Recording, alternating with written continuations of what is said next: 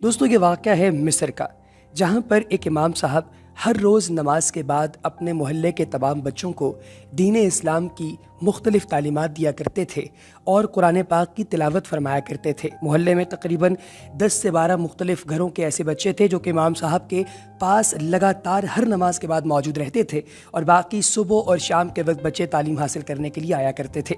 2 بچے ایسے تھے جو کہ امام صاحب کے پاس بیٹھے ہوئے تھے اور عصر کی نماز کا وقت تھا اور امام صاحب انہیں تعلیم دے رہے تھے۔ اسی اثنا میں انہیں معلوم ہوا کہ باہر کوئی بہت زبردست، بہت اونچی اور انتہائی گرجدار آواز آ رہی ہے۔ یہ دونوں بچے اٹھے اور انہوں نے باہر جا کر دیکھا تو وضو خانے کے پاس مسجد کے داخلی دروازے کے پاس ایک نوجوان کھڑا ہے جو کہ شراب کے نشے میں دھت ہے۔ وہ نوجوان اتنی عجیب حالت کے اندر تھا کہ وہ مسجد کے باہر کھڑا ہو کر عجیب عجیب آوازیں نکال رہا تھا، اور وہ کیا کہہ رہا ہے اس بات کی کسی کو سمجھ نہیں آ رہی تھی۔ یہ نوجوان جیسے ہی وہاں پہنچے تو انہوں نے دیکھا کہ وہ لڑکا اب مسجد کے اندر داخل ہونے کی کوشش کر رہا ہے، لیکن چونکہ وہ شراب کی حالت میں تھا اس لیے ان نوجوانوں نے یہ بہتر سمجھا کہ اس لڑکے کو یہاں سے باہر نکال دیا جائے اور اسے یہاں سے دور کیا جائے۔ لہٰذا وہ امام صاحب کی اجازت کے بغیر ہی اس لڑکے کو مسجد سے دھکیل کر باہر نکالنے کی کوشش کر رہے تھے، لیکن اسی اثنا میں امام صاحب اٹھے اور خود باہر تشریف لے آئے۔ انہوں نے دیکھا کہ یہ شرابی ہے لیکن اس کے باوجود یہ مسجد آنا چاہ رہا ہے اور یہ کہہ رہا ہے کہ مجھے نوافل ادا کرنے ہیں، تو امام صاحب نے اس کو پکڑا، اپنے لڑکوں کو باز رہنے کا حکم دیا اور اس لڑکے کو لے کر، اس شرابی کو لے کر ایک وضو خانے کے ٹوٹی کے پاس جا پہنچے اور اسے کہا کہ چلو وضو کرو۔ اسے اپنے ہاتھوں سے وضو کروایا اور وضو کروانے کے بعد اس شرابی کو مسجد کے اندر لے گئے اور پھر اندر جا کر اسے کہا کہ چلو میں نماز شروع کرواتا ہوں، تم میرے پیچھے کھڑے ہو کر نماز ادا کرو، اور ان دونوں لڑکوں سے کہا کہ تم ابھی سے کچھ نہ کہنا۔ اب امام صاحب نے اللہ اکبر کہہ کر نماز شروع کی اور وہ شرابی ان کے پاس آ کر کھڑا ہو گیا۔ امام صاحب نے سورہ فاتحہ کی تلاوت فرمائی، اس کے بعد 7 سورت ملائی اور اس طریقے سے ادا کی کہ اللہ اللہ۔ وہ نوجوان جو کہ شراب کے نشے میں دھت تھا وہ ایک دم اپنی گکی بند کر اتنا رونے لگا، اتنا زار و قطار اس کی جو ہے وہ رونے کی آوازیں آنے لگیں کہ لوگوں کو لگا کہ شاید یہ آج بچ ہی نہیں پائے گا۔ وہ اتنا زار و قطار رو رہا تھا، لیکن امام صاحب نے نماز نہیں روکی اور لگاتار نماز ادا کرواتے رہے۔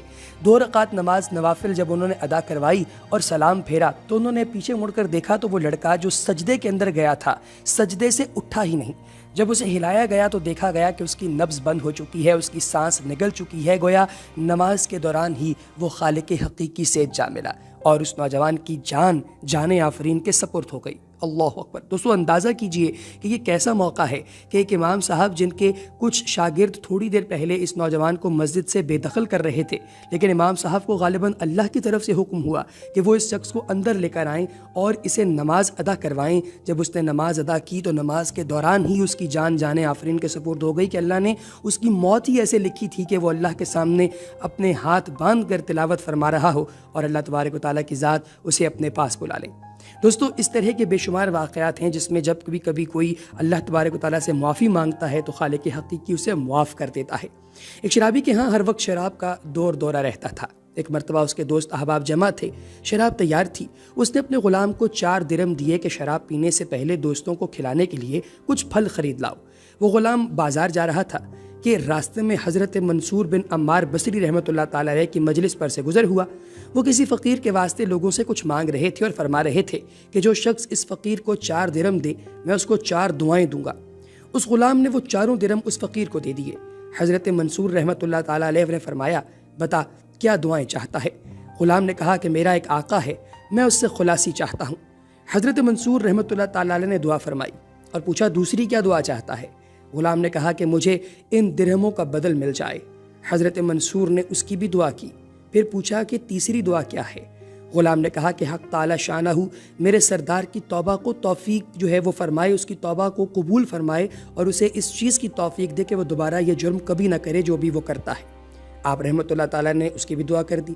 پھر پوچھا کہ اب چوتھی دعا کیا ہے؟ تو غلام نے کہا کہ حق تعالی شانہ میری، میرے سردار کی، تمہاری اور یہاں مجمع میں موجود ہر شخص کی مغفرت فرمائے۔ حضرت منصور رحمۃ اللہ تعالیٰ علیہ مسکرائے اور اس کی یہ بھی دعا فرما دی۔ اس کے بعد وہ غلام خالی ہاتھ اپنے سردار کے پاس واپس چلا گیا۔ سردار اسی کے انتظار میں تھا، دیکھ کر کہنے لگا کہ اتنی دیر لگا دی۔ غلام نے قصہ سنایا۔ سردار نے ان دعاؤں کی برکت سے بجائے غصہ ہونے اور مارنے کے یہ پوچھا کہ کیا کیا دعائیں کروائیں تم نے؟ غلام نے کہا کہ پہلی تو یہ کہ میں غلامی سے آزاد ہو جاؤں۔ سردار نے کہا جا، تجھے آزاد کیا۔ دوسری کیا تھی؟ غلام نے کہا کہ مجھے ان درہموں کا بدلہ مل جائے۔ سردار نے کہا کہ میری طرف سے تمہیں 4000 درہم نظر ہیں۔ تیسری کیا تھی؟ اس نے کہا کہ تیسری دعا میں نے یہ فرمائی تھی کہ اللہ تبارک و تعالیٰ کی ذات تمہیں توبہ کی توفیق عطا فرمائے۔ سردار نے کہا کہ میں نے اپنے سب گناہوں سے توبہ کر لی، اللہ تبارک و تعالیٰ مجھے معاف فرمائے۔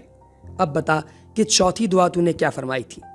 تو اب اس نے کہا کہ میں نے یہ دعا کی تھی کہ اللہ تبارک و تعالیٰ کی ذات میری ان بزرگ کی سارے مجمع کی اور آپ کی مغفرت فرما دے۔ اب سردار نے کہا کہ یہ تو میرے اختیار میں نہیں ہے۔ رات کو سردار کو خواب میں ایک آواز سنائی تھی، جب تو نے وہ تینوں کام کر دیے جو تیرے اختیار میں تھے تو تیرا کیا خیال ہے کہ اللہ وہ کام نہیں کر سکے گا جس پر وہ قادر ہے؟ اللہ نے تیری، اس غلام کی، منصور کی اور اس سارے مجمع کی مغفرت کر دی ہے۔ اللہ اکبر۔ دوستو، کون گنہگار ہے، کون نیک ہے، کب کس کی توبہ اور مقام عشق اسے نصیب ہوتا ہے، یہ اللہ ہی جانتا ہے۔ وہ چاہے تو بخشش کے اسباب پیدا فرما دے۔ بزرگان دین کی بہت سی کتابوں میں ایسے واقعات درج ہیں جب اللہ نے گناہوں کی دلدل میں دھنسے لوگوں کو راہ ہدایت دی اور اپنا ولی بنا لیا۔ 9ویں صدی کے مشہور بزرگ حضرت بشر ابن حارث المعروف بشر حافی کے ساتھ بھی کچھ ایسا ہی ہوا تھا۔ انہیں یہ مقام بسم اللہ کا احترام کرنے کی وجہ سے ملا کہ وہ بہت بڑے شرابی تھے، لیکن اللہ تبارک و تعالیٰ کی ذات نے انہیں ایک دفعہ بسم اللہ شریف جو کہ زمین پر پڑی ہوئی تھی اسے اٹھا کر، اسے چوم کر، اسے عطر لگا کر اپنے پاس رکھنے کی وجہ سے خواب میں آ کر اسے ایک ایسی جو ہے وہ اسے نوید سنا دی کہ اللہ اللہ، ان کی ساری زندگی بدل گئی۔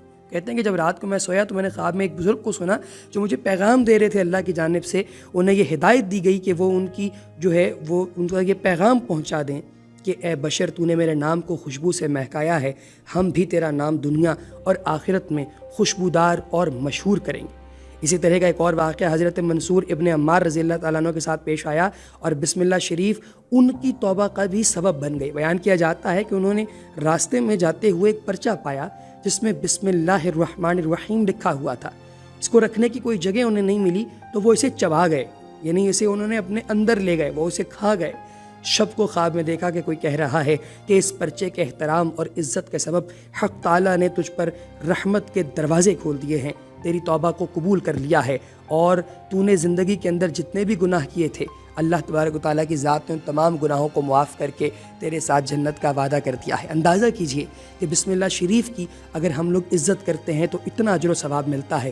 ہم لوگ روزانہ جو غلطیاں کرتے ہیں، روزانہ جو پرابلمس کریٹ کرتے ہیں اپنے لیے، لوگوں کے لیے، اگر ہم ان سے باز رہیں تو اللہ تبارک و تعالیٰ کی ذات ہمیں کتنا نوازے گی۔ میرے دوستو، اس کے ساتھ ہی ہماری آج کی ویڈیو کا وقت ختم ہوا چاہتا ہے۔ آپ سے ملاقات ہوگی انشاءاللہ اگلی ویڈیو میں۔ اپنا بہت سا خیال رکھیے گا، دعاؤں میں ہمیں یاد رکھیے گا۔ وما علینا الا البلاغ المبین۔